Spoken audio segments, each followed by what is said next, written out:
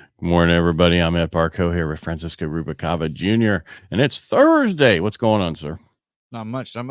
We were talking a little bit off air, and I think, last time we were Tuesday. doing this, yeah, I know Tuesday. it seems like forever these days. No, but yeah. So last time, we were kind of talking about a certain gentleman that I was helping out at that time, and he called me and he was like, "Well, I don't want to make a change now." Keep going. And it's just one of those things where I think, he just didn't quite understand everything. And I asked him, I don't know, we were just talking. I was like, "Hey, by the way, if you don't mind sharing, how old are you?" Right. And he told me he was in his 60s. And I was like, okay. And I was like, you are aware about, Proposition 19 and how that works and how it goes into effect, right? And he's like, no, what is it? And I explained to him, it's something that, I actually voted for, my whole office voted for. And essentially what it is it's kind of it's not deferring their taxes, but it's keeping their similar tax rate to where they are at whatever they bought at. So for example, like if they're buying down or up, right? Well, exactly. They're buying a more expensive property. And for a lot of those people, it is. I mean, he bought in 2005 for 150 grand, right? Right. You could probably sell his place for like 600, 650 now. The difficulty is that, obviously you buy at 650, your taxes are somewhere around $7,000 a year. He said he had bought at 150. However, over the years, what's his house worth today? I didn't. He told me he thinks it's around 600. Okay. Which is not shocking because I talked to one of my past clients who I helped them do a refinance 3 years ago, almost 4 years ago, and their house at that time was 400. Now it's 711,000. That's crazy. Yeah. Well, I mean, and that's not with appraisal. Well, that's what I told him too. Is like even me. I mean, I bought my place like 2 years ago, and I feel like if I were to sell it, I can make somewhere around like 100,000. Right. Average nationwide is 300 grand right now. But equity. Yeah. Well, that's what's crazy is, and that happened in such a short amount of time. And that's what I was trying to have him understand too. Anyway, he was talking about how he bought at 150. Somehow he says he pays around like 3,000 though. I think that they've been like refinance, something like that. Yeah. Well, he might. Yeah. Because I mean, his taxes should be still based off of 150, just updated by Prop 13, 3% a year for whatever the value went up. You follow me? So even if he's at 200,000, is what's his tax assessor number. If his house is worth 600, when he goes to sell it, that 600 is what they use for the tax base for the next house. You understand that? Well, do you know how that works? The whole Prop 19 that you were going to talk about? Well, exactly like you said. So it's going off of that. It's going off of that as being, now he would have to essentially, if it didn't exist, would be having to get used to like this whole new, close to $7,000 a year payment for taxes. Correct. And with that, now he's going to be able to actually, it's kind of like a proration, right? Because it's not exactly what they do is all right, what's he buying? I can tell you what his numbers would be. What's he buying? How big of a house? He would want it to be around like 600,000. So it's going to be the same thing, right? Yeah. So there'll be no increase in his taxes. Because what they do is they look at, it's not what you currently are at. They look at what your house is worth versus the next house you're buying. And that difference is then added to your tax base. So if you're buying the same price home that your house is worth, your taxes aren't going up at all. That's perfect. Yeah. Okay. Oh yeah. So that's right. So it's like if you were to buy, let's say you sell it at 600, you buy it 800, then they're adding the 200 onto the 150 or the 200,000 tax. Now you're at 400,000 versus 800,000. Right. That's the difference. That's what Prop 19 does. But if he's got that much equity, he's trying to buy something. Why he go? A lot of people don't realize the reverse mortgage for purchases, man. That is if they're over 62, so that 600, he sells it for 600, he nets 550. 150. Oh, I don't know what his balance was, but let's just say it's 200,000. So he nets 250, right? No, 350. Well, he owns it free and clear, actually. Oh, does he? Yeah. All right. So he'll take out 550,000. He goes by in the next house for 600 grand. He only puts down like 60% and keeps the other 40% and use that money to live off of and never have another payment the rest of his life. A lot of people don't realize that you can do that with a reverse mortgage. Only 2,000 of them were done nationwide last year. Yeah, I'm going to try to get him over to you because that's a it is something that I told him as well, because he was like, oh, my plan is to just buy it outright. And I was like, well, why would you want to do that? Hold on to Because some they're money. used to it. Right. Yeah. Well, and that's kind of what I told him as well, is because, we're talking about it a little bit, going back and forth, whatever. And I told him, and I was like, well, because he's like, man, everything's so expensive. He's like, I want it to be cheaper. And I was like, okay, when you bought in 2005, you're probably making substantially less money than what you're making right now, right? Because of Do you know what he does? He's an ag. He farms. Oh, so he's trying to buy another farm? No, like, I think this is him wanting to get away from it now.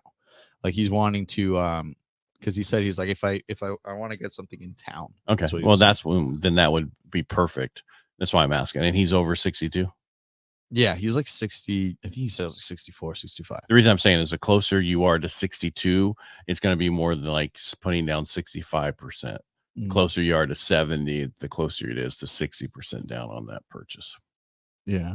No, I'll like I said, I'm going to try to, and he seemed pretty motivated to do it. And I told him, soft credit check, don't get dinged, and be able to have an idea. I'm helping somebody right now, place up in Tuolumne County, ran her credit hard pull 3 times before. And I'm like, well, why'd you go there? Oh, it was a friend of mine that blah, blah, blah. But I didn't know my dad had already talked to you and we were going with you. I'm like, first of all, don't go with anybody who does a hard pull anymore, unless you're close to docs and you're ready to close that thing. Soft pull only, people. And you can do the same thing for your car loan now too. Yeah, no, it's pretty surprising too. A lot of people, they don't, to me, it's crazy that people just don't do it just to do it, even, just to see. Some people just don't know about it. I don't know why, but they just don't. The one thing I ran into was somebody in tech who didn't want me to have his social security number to run it. We're still required, the way we all set up as brokers, mortgage bankers, and those kind of stuff, that you have to have a social security number so that they can come back and find me and say, why did you run this without his permission? So we have to have that. Where he was, I think he worked for PayPal. They might internally can do it without it, but we can't. Yeah. Well, and it's also exactly like you said. I mean, there needs to be some form of, them seeing. I mean, or some form of, I'm really interested. Here's my social security number, so you can do this stuff, instead of, I'm just checking and I don't really care to go forward. Right. We got enough of those. Well, and and that's the thing too, is like, even if it is something where you want to check or whatever, like, do it with intent, right? Like that's the biggest thing that I see happen, is people will, we have a client who, or 2 of them right now, right, that were like really into it, and then just out of nowhere just dropped. And I checked in on them, and they're like, well, I think I'm not going to do anything right now. It doesn't seem like it's the right time. A lot of people think it's not the right time, and I say this all the time, you don't want to try to time it and find this perfect time, but it shouldn't be seen that way. It should be seen, whenever you're at your comfort level and you can afford something like that, or not even fully afford it with your current lifestyle. But if you need to make some changes and then you're able to afford it, it's a big change. And a lot of people have kind of lost that sense of importance of purchasing a home. Like, it's not in as many people's heads now. I ran some numbers for somebody. It's called what's the cost of the wait, right, for a year, buy now or wait for a year, and you'll lose out on like 30. So on a $475,000 home, you're going to lose out on about 30 grand of equity, and with all the costs and everything broken into, you lose about $24,000 by waiting for a full year.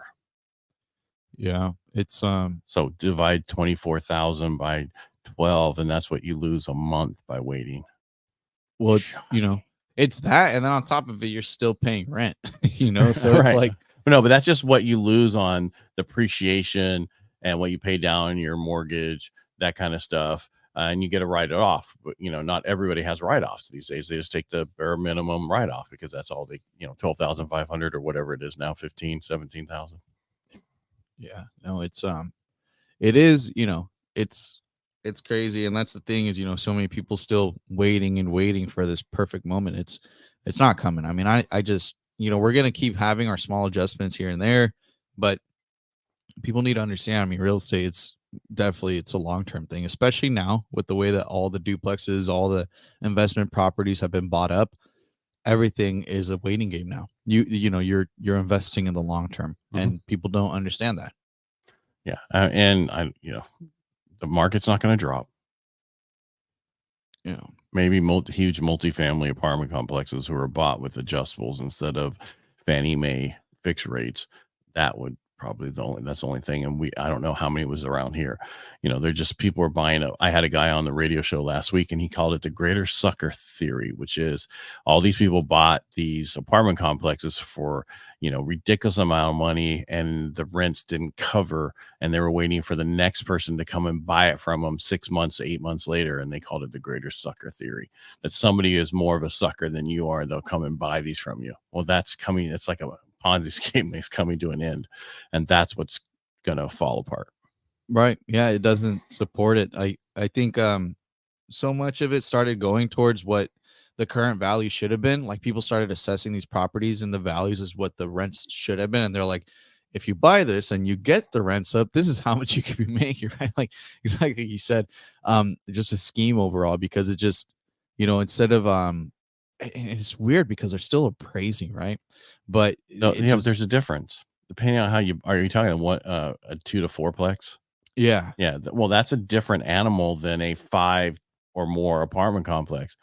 5 and more the rents have to cover, or it's not worth it. It's not worth the value. Where 1 to 4, the 2 to 4 units, it's all about what's the value of the property, because that's a single family Right. That's the difference. And that's the problem, because nobody raised those rents, and now they want some ridiculous amount of money for them, but the rents aren't there. So the only way to make it work is you got to live in one of them, and you got to make a lot of money to do it.